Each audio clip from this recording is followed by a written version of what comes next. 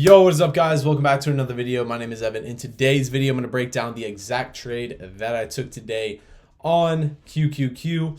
And before we get started, please check out the link in the description below for the Discord. I put my levels in there this morning. You guys could have taken the same trades today. So as you can see, we have two main levels marked out. We have the 416.7 level, which was essentially pre-market highs, 1-2 touches right there. And then we had 415 to the downside. Now 415 to the downside was simply a level from this consolidation around here, and we had some resistance just slightly below 415.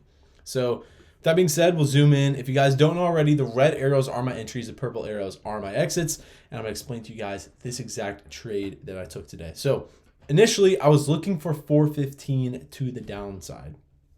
Right, we had a nice move going down into the day, and all momentum looked like it was starting to head down. But since we had such a strong push off the open, as you can see here, we had a strong push off the open. We broke below that 415. I did not take it because it was literally like 2 minutes into the day. Not even 2 minutes fully into the day when we ended up breaking that 415 to the downside. We ended up bouncing just below that 415, and I was just waiting here, sitting on my hands waiting for this. Once I saw that that bounce down here, I decided to enter a contract for calls to the upside right here, hoping to catch somewhat of a reversal on this. And my goal on this one, my target profit, was this moving average right here. I wasn't exactly going to aim for these all-time highs, which are these previous resistances up here. I felt like that was a bit of a stretch. So I decided to aim for this moving average up here instead. As you guys can see, I entered one contract right here. I have my stop loss below the lows right here. We never ended up coming back down. We found support at that 415 again, pushed up, consolidated. Now this was a pretty long trade. I won't lie. This is a trade that was a little bit on the longer side in terms of how long I was in it.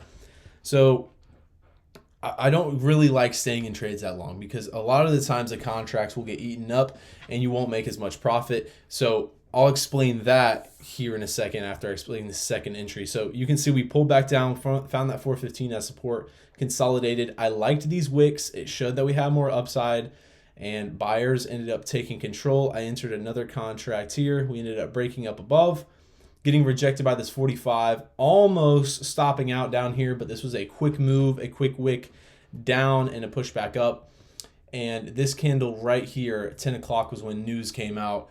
Now at this point, the trade was pretty risky just because of news. News is very volatile. If you guys don't know already, the market can go one way or the other. But since I was size so light in this, I was completely fine with holding it. We ended up pushing up above this moving average. I saw my opportunity, sold out of it. I got a really good fill on this, honestly. But overall, this trade from the initial entry to the exit was a 23% trade. Now, you would think I would have made more from this move here up to this move up here, but obviously not, just because of all this chop in between.